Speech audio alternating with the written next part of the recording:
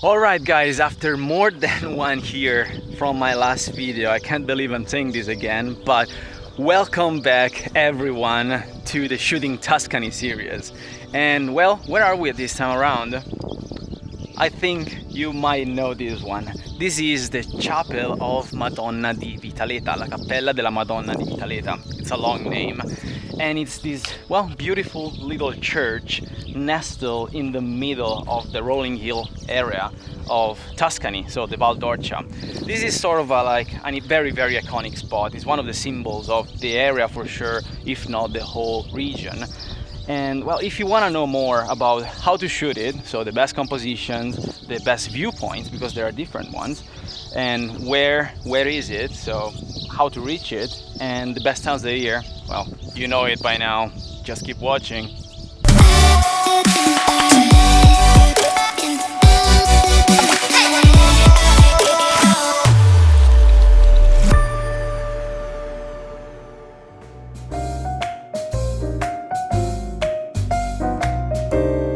Let's start with where. So where is it? Where is the church?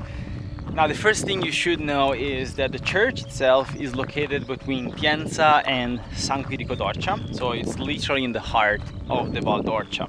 Second thing you should know is that there are two main viewpoints. The first one is the more classic one, which is located right next to the main road, and you can always spot it because there's always cars parked by, people just looking at the view, and the church itself on the faraway hill. So for that viewpoint, I would recommend a telephoto lens, something at least 150mm, 200mm long, because the church itself is a little bit far away.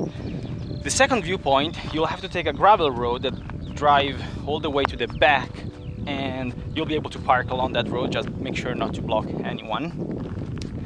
And then you'll be able to take a very easy 5-minute walk. You can see this is the trail that I'm walking on that leads eventually to the church far in the distance over there. It's a 5-minute walk, anyone can do it, and well, that will lead you, if you want to visit the church up close for the first two compositions that we're seeing in this video, you'll have to drive to this spot over here, and you'll find both of these in the description, so I'll leave you the coordinates down here.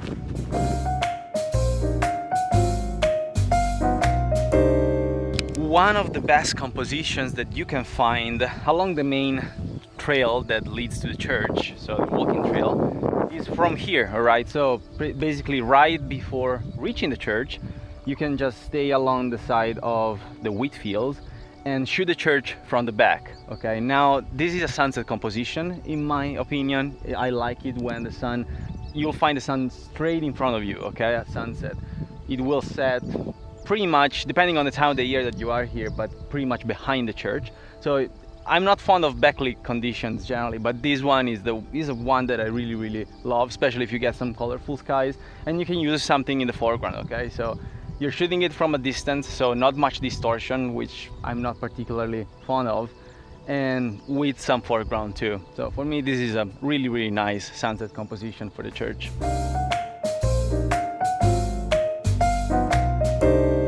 If you keep walking soon after you shot the composition of the back of the church, well, obviously you'll find the one of the front. This probably is the more postcardy view of them all. I don't know, it's hard because the third one will also be fairly famous and iconic, but this one is fairly straightforward. You have very few options when it comes to composing the image here. I like the 3/4 perspective. Now I know that you're against the sun, but anyway, you know, standing not exactly in front of the church, but from an angle. And if you're lucky, if it's the right time of the year, you can get something in your foreground. Of course, try to respect the field always. So if they are cultivated, if there are signs, do not trespass. And otherwise, again, you can just stand in this front field where you are allowed to walk around and well, shoot the church from an angle. Now, it's not really my favorite perspective out of them all, but I think it's still one worth taking. Definitely a sunset shot for me, since you will get the light on the front of the church. So for me, this is again a sunset location too. So technically speaking, you can take both, so this one as well as the one from the back, in one single session because they are very close together.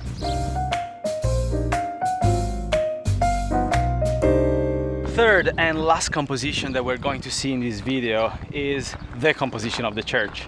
So it's the shot taken from the main road.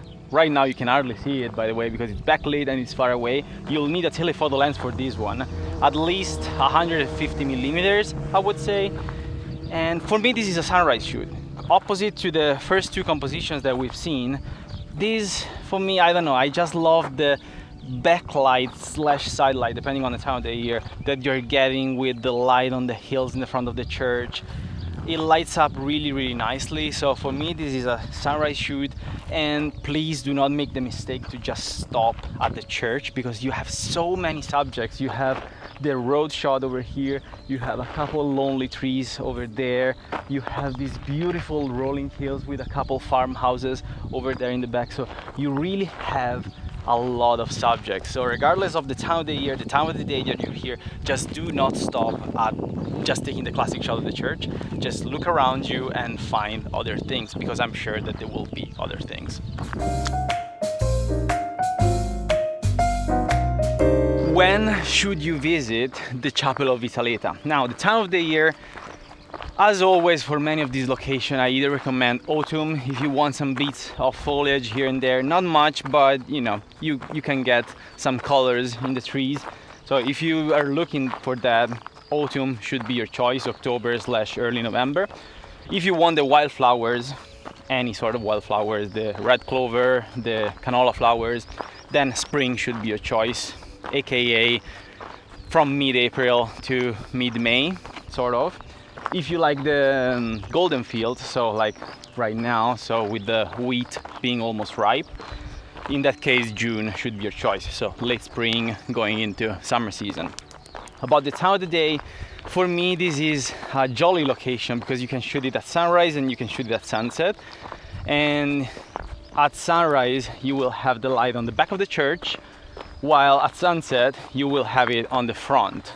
And in both cases you can shoot with the sun at your back and backlit, okay? Because you can shoot the church from both sides. From both sides is really pretty. So it's really a jolly place for, you know, when you don't know where to go. This is a really good place. Okay, we made it to the end of the video. What can I say about the church? It's a location that I've learned to appreciate throughout the years. I've learned that it's not about the church. Let me explain. No matter which one of these spots you will end up going to, you know, because you like that perspective more, always look around you, because no matter which one you will end up choosing, there will always be like more subjects around you. You will end up saying, oh, that's a nice little tree, that's a nice little farmhouse, oh, look at those rolling hills. You know, there's a bunch of subjects everywhere. You know, and for me the area around this church is just magnificent. So don't make the mistake to limit yourself to just shoot the church or bring one lens. Bring them all. Probably the wide angle will be the least useful of the bunch, but definitely a big telephoto lens and a normal zoom. Those two would be unmissable for me, and you will have a ton of fun. Now, as always, thank you for watching. I really hope you got some help in this video, and let me know if you have any questions down here in the comment, and well, see you next time, guys.